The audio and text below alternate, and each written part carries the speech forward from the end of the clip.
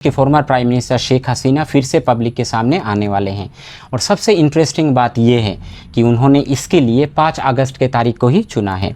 ये वही दिन है जब 2024 में स्टूडेंट लेड अपराइजिंग के बाद उन्होंने बांग्लादेश छोड़ने का फैसला किया और भारत में शरण लिया।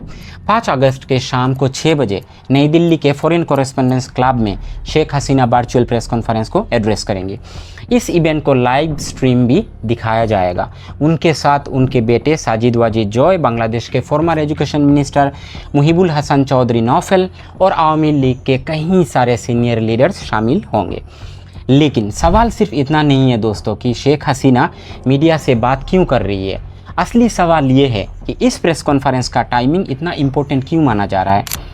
रिपोर्ट्स के मुताबिक शेख हसीना इस इवेंट में बांग्लादेश वापस लौटने का अपना रोड मैप, अपना पॉलिटिकल विज़न और फ्यूचर स्ट्रेटेजी शेयर कर सकती है।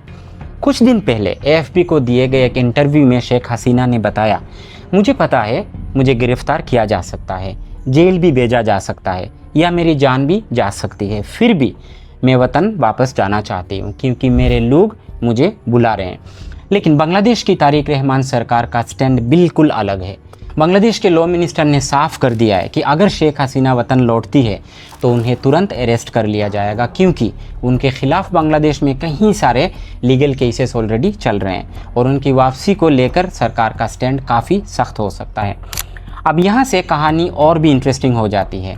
पिछले 2 सालों में इंडिया और बांग्लादेश के रिलेशन काफ़ी उतार चढ़ाव से गुजरा है। 2024 में शेख हसीना की सरकार गिरने के बाद बांग्लादेश ने कई बार इंडिया से उनके एक्स्ट्राडिशन की डिमांड की है। इंडिया ने हर बार इतना ही कहा है कि रिक्वेस्ट पर कानूनी प्रक्रिया के मुताबिक विचार किया जा रहा है। इसी दौरान border security, illegal immigration, diplomatic statements और कुछ सेंसिटिव मुद्दों को लेकर इंडिया और बांग्लादेश के बीच टेंशन दिखा गया है। लेकिन फरवरी 2026 में तारिक रहमान के प्राइम मिनिस्टर बनने के बाद नई दिल्ली ने एक नई डिप्लोमेटिक अप्रोच अपनाई है। इंडिया ने बार बार ये सिग्नल दिया है कि वो बांग्लादेश के साथ रिलेशंस को नॉर्मल और स्टेबल करना चाहता है। इसी स्ट्रेटेजी के तहत प्राइम मिनिस्टर नरेंद्र मोदी ने बांग्लादेश के प्राइम मिनिस्टर तारिक रहमान को सितंबर में इंडिया में होने वाले ब्रिक्स समिट में शामिल होने के लिए एक स्पेशल इन्विटेशन भेजा है। अगर तारिक रहमान बांग्लादेश के प्रधानमंत्री इस इन्विटेशन को एक्सेप्ट करते हैं तो ये मोदी और रहमान का पहला ऑफिशियल बायलैटरल मीटिंग होगा। डिप्लोमेटिक एक्सपर्ट्स इससे दोनों देशों के बीच ट्रस्ट बिल्टअप करने और रिलेशन रिपेयर करने का एक बड़ी अपॉर्चुनिटी के रूप में देखते हैं। इसी वजह से शेख हसीना की 5 अगस्त वाली प्रेस कॉन्फ्रेंस सिर्फ एक पॉलिटिकल इवेंट नहीं मानी जा रही है। ये इंडिया के लिए एक बड़ी डिप्लोमेटिक बैलेंसिंग एक्ट माना जाएगा।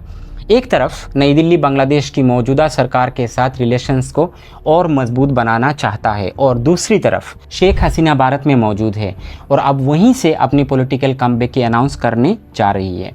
अगर इस प्रेस कॉन्फ्रेंस में शेख हसीना बांग्लादेश वापस जाने की ऑफिशियल टाइमलाइन या पॉलिटिकल कैंपेन का अनाउंस करती है तो इसका असर सिर्फ बांग्लादेश के पॉलिटिक्स पर नहीं पड़ेगा, इंडिया बांग्लादेश के डिप्लोमेटिक रिलेशंस पर भी पड़ सकता है।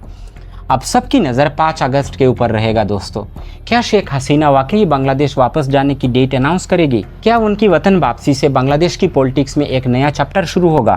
और सबसे बड़ा सवाल, क्या इंडिया दोनों तरफ से डिप्लोमेटिक बैलेंसिंग एक्ट को बना रख पाएगा? आपको क्या लगता है? कमेंट में ज़रूर बताना। अगर आपको मेरा वीडियो अच्छा लगे तो इसको लाइक, कमेंट, शेयर ज़रूर कर देना और मेरे यूट्यूब चैनल को सब्सक्राइब करना मत भूलना। मिलते हैं अगले वीडियो में, तब तक अपना ध्यान रखिए। जय हिंद दोस्तों।